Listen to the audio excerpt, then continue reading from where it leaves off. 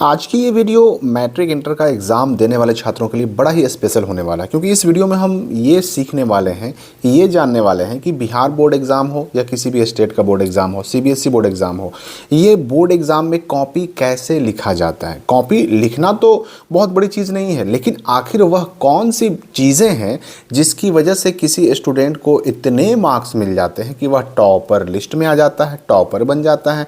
आखिर कौन सी चीज़ें, टॉपर कॉपी कैसे लिखते हैं, टॉपर की कॉपी में ऐसी क्या खास बातें होती हैं कि जिसकी वजह से वो टॉप कर जाता है। ये स्पेशल पॉइंट्स हम समझेंगे ताकि आप भी उन पॉइंट्स का ध्यान रख सकें एग्ज़ाम में और बेहतरीन स्कोरिंग के साथ साथ टॉपर लिस्ट में शामिल होने की आपकी संभावना बढ़ सके। देखिए, कॉपी की अगर हम बात करें तो ऐसा है कि साल भर आप कैसा भी कॉपी आप अपने लिखने के लिए, पढ़ने के लिए या फिर प्रैक्टिस के लिए इस्तेमाल करते हो, एग्ज़ाम में जो कॉपी मिलती है वो बिहार बोर्ड अगर एग्ज़ाम की हम बात करें तो वो कॉपी होती है लैंडस्केप मोड में। मतलब इसकी जो है ना चौड़ाई होती है ज़्यादा और लंबाई ऊपर से लेकर के नीचे तक ये होती है कम। हाँ, साल भर आपने कॉपी जो यूज़ किया वो उसका मामला क्या है कि उसकी लंबाई ज़्यादा होती है और चौड़ाई कम होती है। तो ये पहली बात समझना है आपको।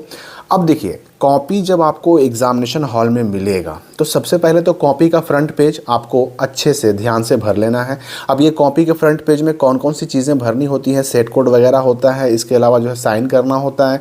ये सारी चीज़ें कैसे भरनी है, क्या भरनी है, इसका मैंने ऑलरेडी वीडियो बना दिया है, वो आप समझ लीजिएगा, उसको देख लीजिएगा। तो फ्रंट पेज का हमने सारा डिटेल भर दिया। अब उसके बाद जब पेज पलटिएगा तो आपको मिलेगा ये अंदर रूलिंग कॉपी, और इसमें जो है ना आपको आंसर लिखने होते हैं। बिहार बोर्ड के अगर हम मैट्रिक इंटर एग्ज़ाम की बात करें तो जिस सब्जेक्ट में प्रैक्टिकल का एग्ज़ाम होता है उसमें मिलता है 24 पेज का कॉपी, और जिस सब्जेक्ट में प्रैक्टिकल का एग्ज़ाम नहीं होता, प्रैक्टिकल जिसमें नहीं होता, उसमें मिलता है 32 पेज का कॉपी। यही दो तरह की कॉपी यूज़ की जाती है, इस्तेमाल की जाती है बिहार बोर्ड एग्ज़ाम में।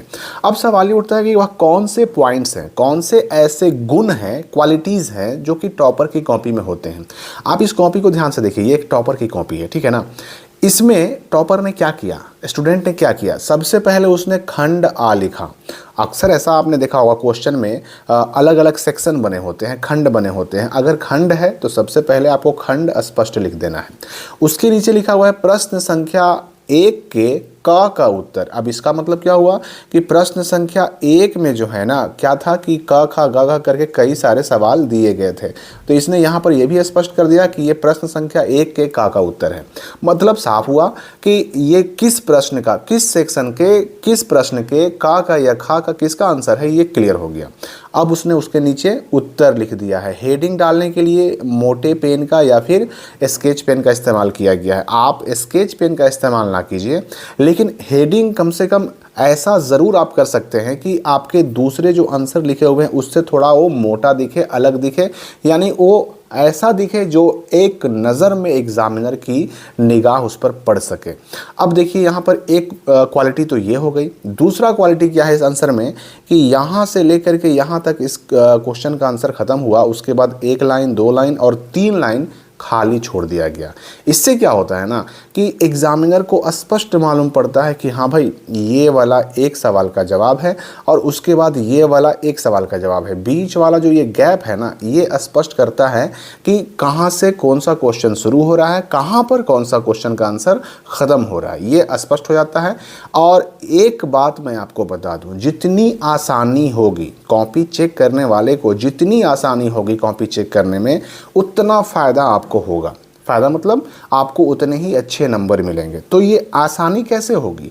आसानी होती है कि पढ़ने में बिल्कुल साफ़ सुथरा हो आपका लिखा हुआ, साथ ही साथ ये समझने में भी आसान हो कि कहाँ पर कौन से क्वेश्चन का आंसर लिखा हुआ है। साथ ही साथ आपको ये भी मैं बता दूं कि ये आसानी जो है ना, जितना कम टाइम लगेगा एग्जामिनर को कॉपी चेक करने में, जितना कम टाइम लगेगा उतना ही ज़्यादा नंबर मिलेगा आपको।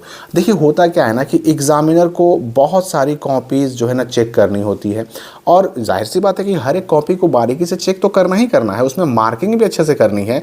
लेकिन मैं पर्सनल अपने एक्सपीरियंस से आपको बता रहा हूँ कि जिस स्टूडेंट की कॉपी गंदी लिखी हुई होती है, उस कॉपी को पढ़ना, उसमें लिखे हुए आंसर को पढ़ना या फिर उस पढ़े हुए आंसर के हिसाब से उसको नंबर देना, उसमें टाइम काफ़ी ज़्यादा लग जाता है। लेकिन अगर बिल्कुल साफ़ सुथरा लिखा हुआ है, टू द पॉइंट लिखा हुआ है, तो उसमें क्या होता है कि जो एग्जामिनर होते हैं, जो टीचर होते हैं, उनको पढ़ने में भी आसानी होती है, और पढ़ने में आसानी होती है तो फिर वो पूरा पढ़ते भी नहीं हैं, एक नज़र में जो है ना समझ में आ जाता है कि हाँ भाई इस स्टूडेंट का आंसर सही होगा या गलत होगा।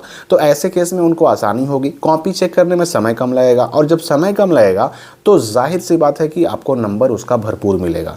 तो पहला पॉइंट आपको ये ध्यान रखना है कि कौन से सेक्शन का आप आंसर दे रहे हैं वो सेक्शन स्पष्ट लिखा हुआ होना चाहिए, और उसके बाद कौन से प्रश्न का उत्तर है वो भी स्पष्ट लिखा हुआ होना चाहिए।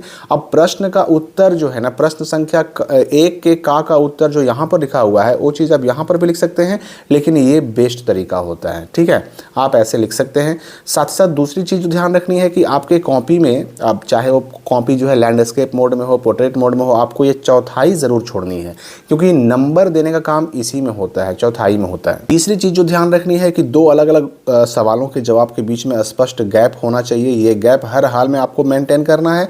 तीसरी चीज़ जो आपको ध्यान में रखनी है कि ये जो आपकी राइटिंग है वो काफ़ी अच्छी होनी चाहिए, बिल्कुल साफ़ सुथरी होनी चाहिए। इतना साफ़ सुथरा कम से कम ज़रूर हो कि पढ़ने के लिए ज़्यादा ध्यान ना देना पड़े, ये ना हो कि पढ़ने में मुश्किल हो। पढ़ने में मुश्किल होगा तो आपको नंबर मिलने में भी मुश्किल होगा। जितनी आसानी होगी कॉपी चेक करने में, आंसर को पढ़ने में, उतना नंबर आपको ज़्यादा मिलेगा। अब तीसरी चीज़ जो आपको ध्यान रखनी है आंसर लिखने में कि ये जो खंड ए का आंसर एक जगह लिखा गया, उसके बाद अगर खंड ए में और भी सवाल हैं तो उन सारे सवालों का जवाब एक लाइन से, मतलब एक के बाद एक लिखने का प्रयास कीजिए। इससे क्या होता है ना कि अब सेक्शन ए के सारे सवालों के जवाब एक जगह हो जाते हैं, सेक्शन बी के सारे सवालों का जवाब एक जगह हो जाते हैं। इससे भी कॉपी चेक करने में आसानी होती है। तो मैंने पहले ही कह दिया कि राइटिंग से, आपकी कॉपी, अपने कॉपी को लिखने के तरीके से, और साथ ही साथ अपने कॉपी के साफ़ सुथरे अंदाज से आपको इम्प्रेस करना है एग्ज़ामिनर को। एग्ज़ामिनर पर अच्छा प्रभाव पड़ गया तो आपको बेहतर नंबर मिलने से कोई नहीं रोक सकता। अच्छा, ये भी ध्यान रखिएगा कि जो लघु उत्तरीय प्रश्न होते हैं या फिर जो दीर्घ उत्तरीय प्रश्न होते हैं, अगर संभव हो तो लघु उत्तरीय प्रश्न जितने भी हैं उन सब का उत्तर एक जगह आ जाए तो ज़्यादा बेहतर है। दीर्घ उत्तरीय प्रश्न जो भी हैं अगर एक के बाद एक लिख दिए जाएँ तो ज़्यादा बेहतर है। मैंने ज़्यादा बेहतर है कहा, लेकिन आप चाहें तो लघु उत्तरीय प्रश्न अगर 5 दिए गए तो 2 का उत्तर पहले लिख सकते हैं, उसके बाद दीर्घ उत्तरीय प्रश्न फिर 3 आपको बाद में लिखना है, बाद में भी लिख सकते हैं। लेकिन कोशिश कीजिए कि एक जगह लिखा जाए ताकि उसका फ़ायदा, उसका बेनिफिट आपको मिल सके। जो क्वेश्चन आपको पहले आ रहा है आप लिख सकते हैं, लेकिन उसमें क्या होता है ना कि कॉपी चेक करने वाले टीचर को होती है मुश्किल, ये आपको ध्यान रखना है। और अगर पॉसिबल है तो आप कोशिश कीजिए कि सीरियल वाइज जितना आपको क्वेश्चन का आंसर याद है उतना लिखते चले जाइए, जो छूट जा रहा है उसको लास्ट में लिखिए। ये भी ध्यान रखना है कि जितने सवालों का जवाब मांगा गया उतना जवाब तो हर हाल में देना है। उससे आपको जो है ना एक भी सवाल उसमें से जो अनिवार्य है छूटना नहीं चाहिए। मतलब आप एक्स्ट्रा लिखते हैं तो उसका फ़ायदा नहीं मिलता है, लेकिन आपको जितना जवाब देना है उतना का जवाब हर हाल में लिखना है। अब चाहे जैसे याद हो, जितना याद हो, जितना आपको लिखने आ रहा है उतना ही लिखिए, लेकिन लिखिए ज़रूर।